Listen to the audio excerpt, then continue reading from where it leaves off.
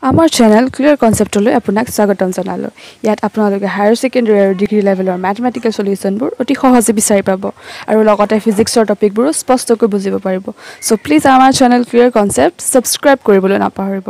আৰু লগতে newly uploading ভিডিঅ'বোৰ পাবলৈ আপোনালোকে বেল আইকনটো প্ৰেছ কৰিবলৈ নাপাহৰিব। Today we are going to learn what is the rank of a matrix, how to find the rank of a matrix and different types of method to find the rank of a matrix. আজিৰ class হ'ল rank of a matrix.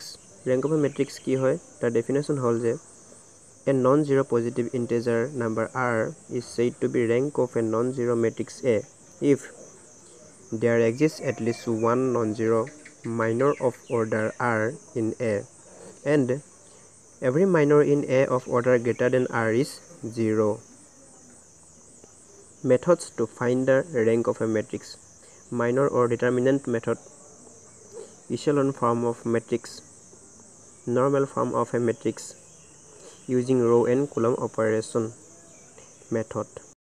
এটা non-zero অৰ্থাৎ ধনাত্মক পূৰ্ণসংখ্যাক non-zero matrixৰ rank বুলি কোৱা হ'ব যদিহে অতিকমেও r অৰ্ডাৰৰ এটা non-zero minor A matrixত থাকিব।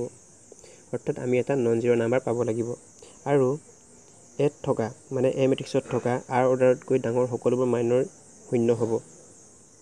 For a given matrix, rank is equal to order if there is a non-zero row or non-zero value after calculating by determinant method. Determinant method ব্যৱহাৰ কৰাৰ পিছত A matrixত আমি এটা non-zero row পাব লাগিব। Rank is less than to order if there is zero row or zero value after calculating by determinant method. Determinant method use কৰাৰ পিছত A matrixত এটা zero row পাব লাগিব বা zero value থাকিব লাগিব। A is equal to 205113410 r1 r2 r3 এটা matrix লোৱা হ'ল। এই matrixটো order 3 matrix. Generally, order of matrix is equal to the rank of the matrix.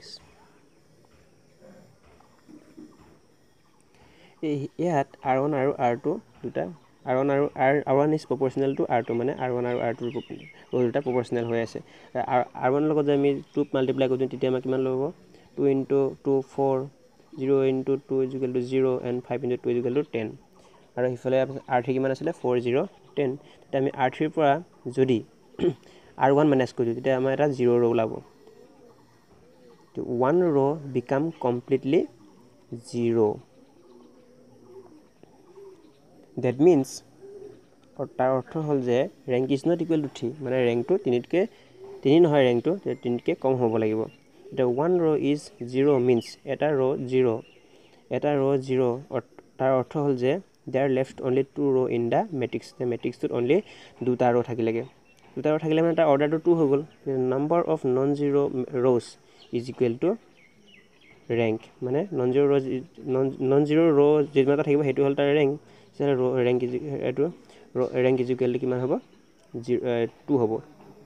Another method মানে কি determinant method ইউজ কৰিম এইটো matrixটো লিখি ললো order 3 matrixটো লিখি ললো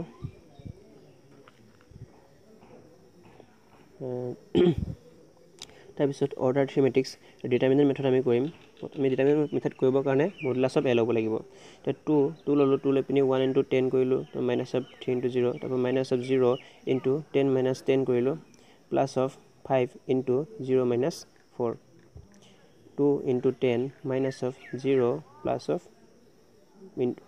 into minus 4 20 minus 20 is equal to 0 the 0 ওলালে তাৰ meaning কি আমি যে 0 যে পালো that is মানে 0 value পালো 0 value পালে মানে তাত এটা 0 row এটা আছে মানে এই matrixটোত given এই matrixটোত এটা 0 row আছে we need a non-zero value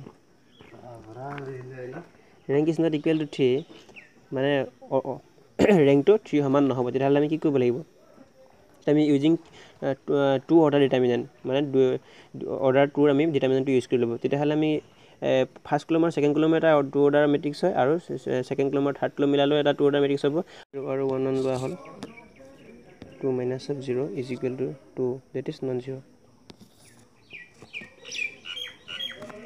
therefore by using two order determinant